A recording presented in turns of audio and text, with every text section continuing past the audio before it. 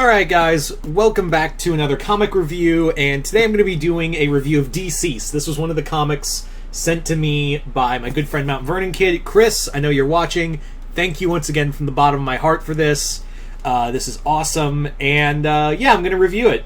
So DCeased has been a comic that's been out for like a year, and you're probably thinking, well, we already know the story, but yeah, for those who don't know, this is going to be my review and my take on DCeased. So DCeased is the start of Tom Taylor's DC zombie comic. But here's the thing. This single book right now, because I haven't read the other tie-ins and whatnot, I haven't been able to read anything else from DCeased, but as it stands, this comic here beats out everything Marvel Zombies. Well, A, because this hasn't been run into the ground yet. So far, like, we've only had this and a few little tie-ins here and there, and Unkillables and Dead Planet, the sequel, which I think is... the issue hasn't come out, the last issue still hasn't come out yet as of this recording, at least I don't think it has. But DCeased was basically DC Zombies. But here's the thing. Tom Taylor... First off, let's talk about Tom Taylor right off the gate. Tom Taylor... he basically needs to be on like a mainstay DC book, and I'm so glad he's doing Nightwing. He's gonna rock it on Nightwing, but I want him on Superman. I want him to take over the Superman title. I really do, because out of everyone, he gets Superman right.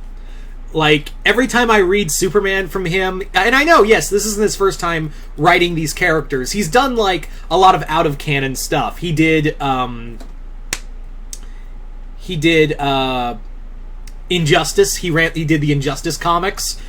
He's done this. He did the Justice League Power Ranger crossover, and yeah, he's been doing all the Injustice Year Zero stuff. And again, like, he has a great I mean, yeah, he wrote Superman as the Dictator, but like, he gave like a good voice to him, and he also gives a really great voice to a lot of the characters. Although it's kind of obvious he really likes writing like, from the work I've seen of him on Batman, I'm like, this dude really writes a paranoid Batman. Like, yeah. But it's also very clear he likes to write like the lesser characters in here. Like Green Arrow and Black Lightning and all of them, they get a lot of shine in here.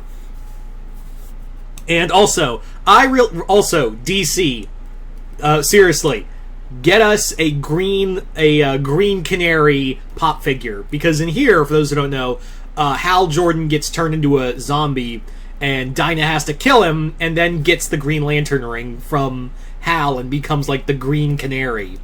So I want a Green Lantern Black Canary pop figure, but I know that'll be a fucking exclusive that I can't fucking get, knowing my luck. Anyway, that'll be like a San Diego or an Emerald City I don't know. That's neither here nor there. But yeah, so let's get back to the actual story. So the actual story of this comic is that in this continuity, Darkseid has kidnapped Cyborg and believes that the anti-life equation is inside him, or at least a part of it. Because he has one part, but he doesn't have the second part of the anti-life equation.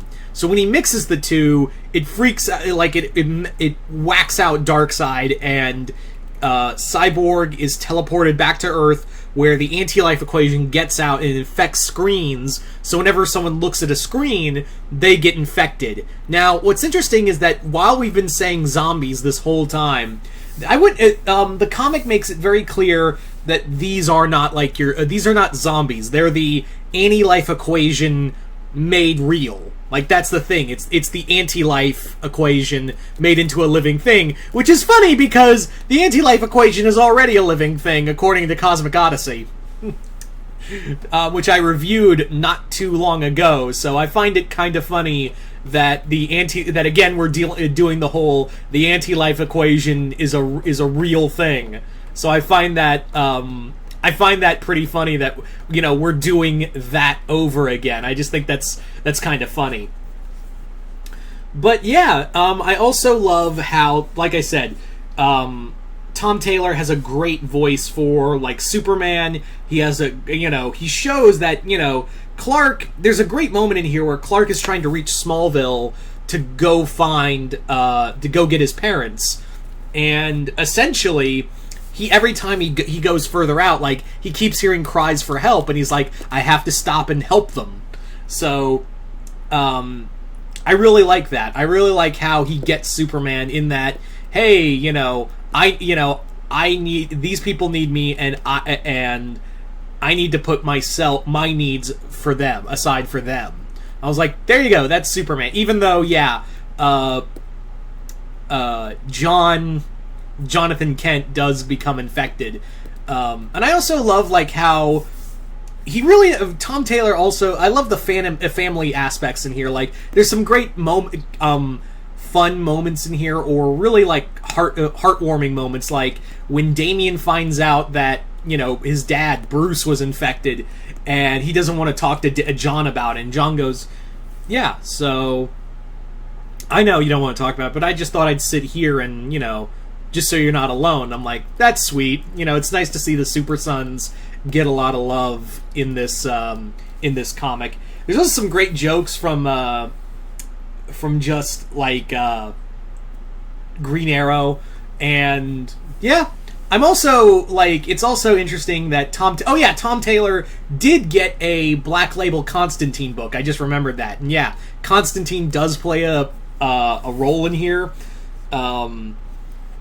I thoroughly enjoyed that, but this really shows, and this is something, and I think, like, some people have pointed this out for this comic. Like, a lot of people have pointed out for this comic specifically is that what really makes a good zombie story or a good horror story is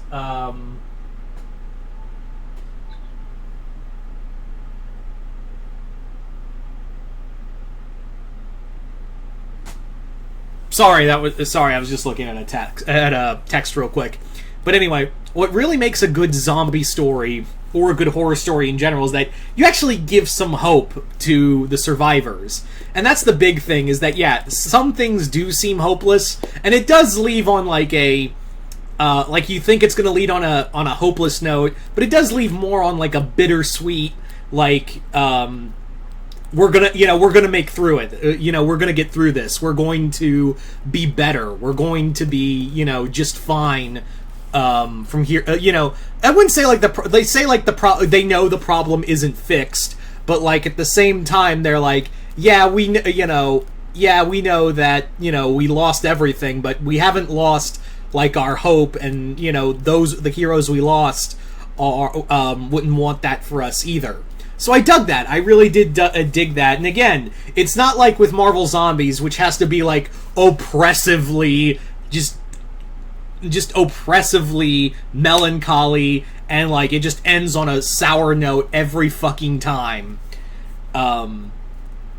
So that was the big thing that made me go, DCeased is better than Marvel Zombies, because there's actually, like, some hope in here. It's not like, Peter just realizes, oh no, I've eaten Mary Jane and Aunt May. Oh, I can never live with the guilt, but I still have to eat things.